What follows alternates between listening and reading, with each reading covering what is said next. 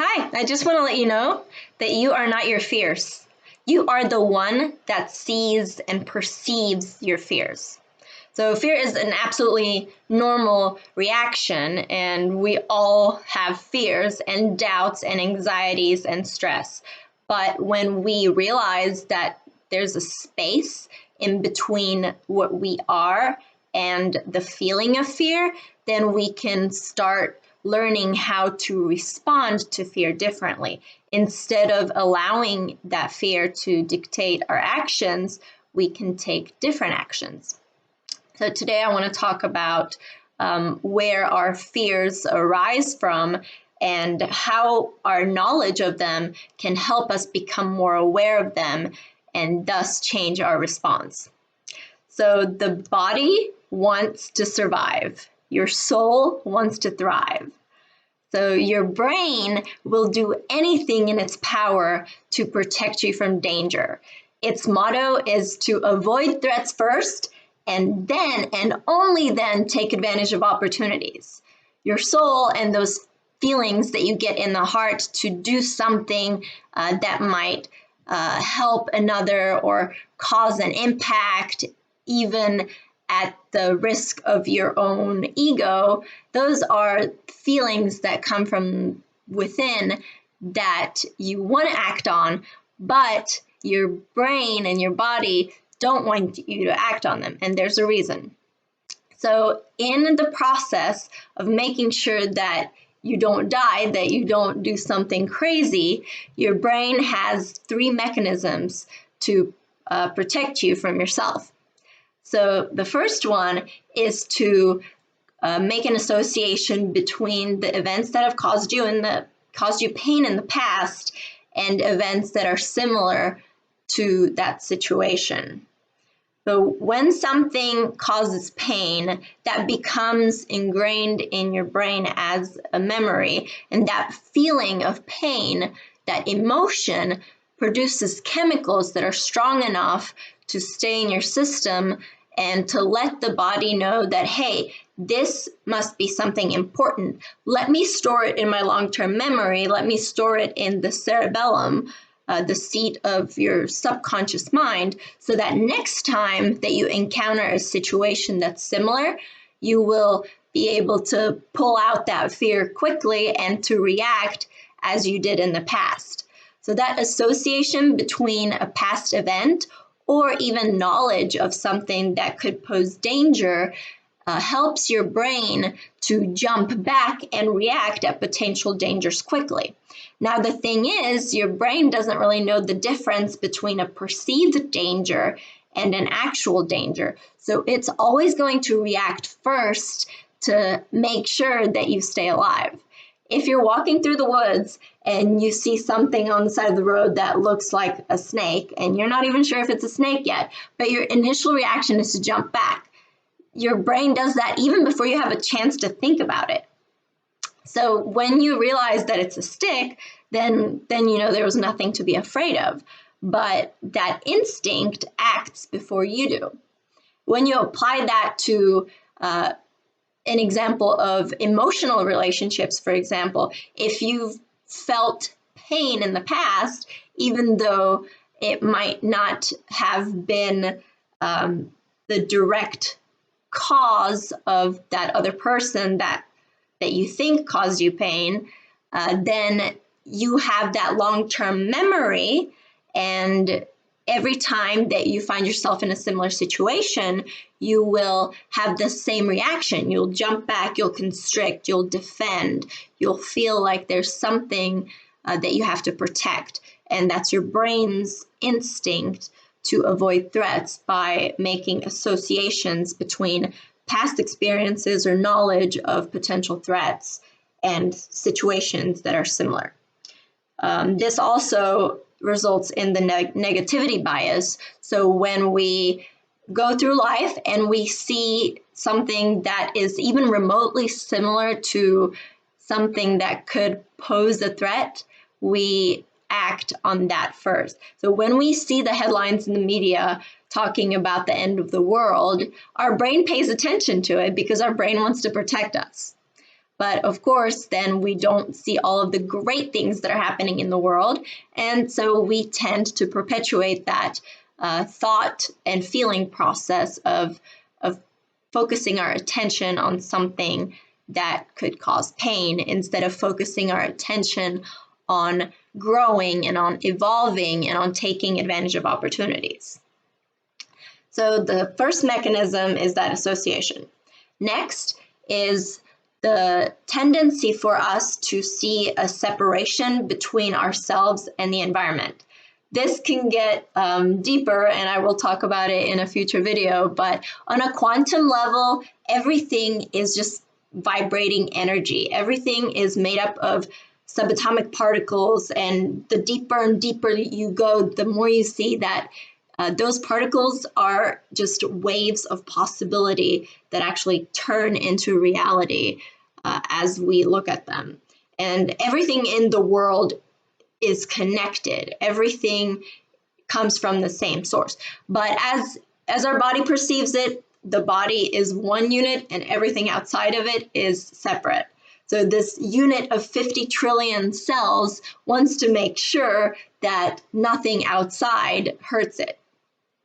And what that does is it puts us in a state where if something in our outside environment does hurt us, then we associate more of the world as a potential threat. That leads us to thinking that we are victims, that we maybe can't control situations. And the more often we think that way, the more we notice things in our lives that affirm that belief.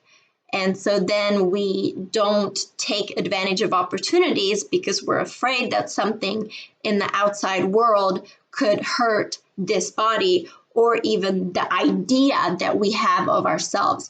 And that's the main thing, is actually oftentimes it's not a physical threat that we're facing, it's more of social threats and threats to ideas of who we think we are, threats to beliefs that we identify with. And creating that space between us and those ideas and beliefs is crucial, because we're not those ideas, we're not those beliefs, we're not our bodies, we are that which sees them. So there's really nothing to defend. But when we think there is, then we react, we let the fear react for us instead of seeing the fear and noticing it and saying, okay, what is this fear trying to tell me? And then responding differently. So the third mechanism that the body uses is it maintains homeostasis or equilibrium, which basically means that it wants to have some sort of stability. It's a creature of comfort. It does not like new things. It does not like to put unnecessary effort forth. Your body wants to conserve energy. It always wants to take the path of least resistance. And that leads to habits. So the more often you do something, the more often you think a thought and then feel an emotion, that gives your body a signal that it's important. So it crystallizes those thoughts and emotions, and it builds and strengthens neural networks in your brain that will fire when you feel that same emotion or when you think that same thought. The more often you do it, the more it becomes second nature, the more it becomes a habit. And so then you have your habitual ways of thinking, or you could call that your mindset. And if your mindset is negative, if you think in terms of what's wrong and what's missing often enough, it actually crystallizes those thoughts in the brain through those strong neural network connections. And then when you try to change that, it might feel like it's impossible because those neural networks are so deeply ingrained that it takes time, it takes practice to dissolve them, to replace them with new ones.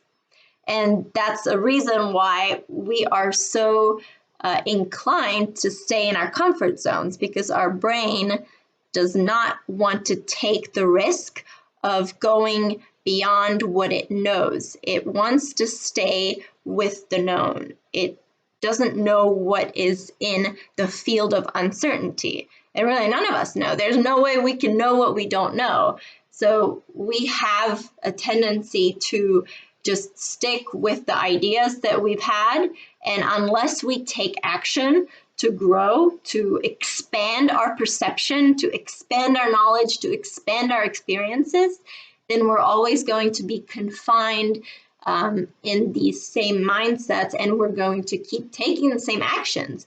No matter how much we try to change our thinking, if we don't change our knowledge and our actions and our experiences, then we're going to stay in that same habit of being who we've always been.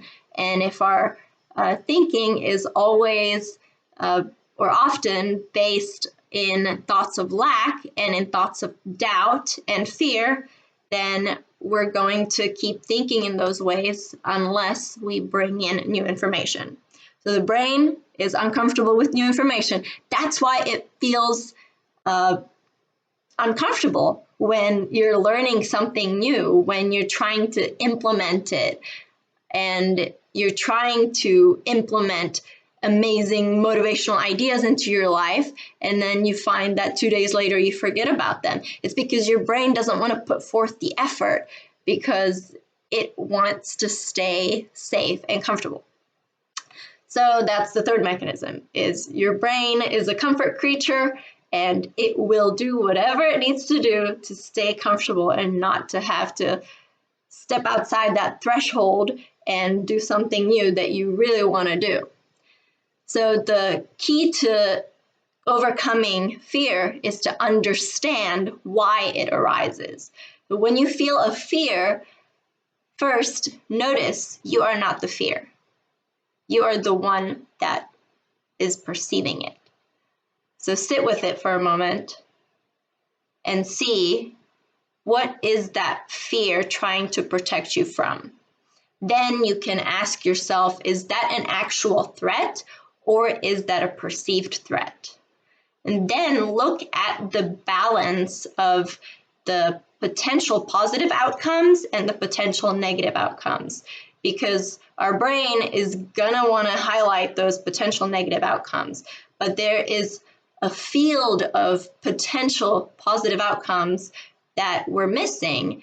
And there's a reason, because we can't see what we don't know yet. We literally can't imagine the possibilities, while we can imagine the negative possibilities.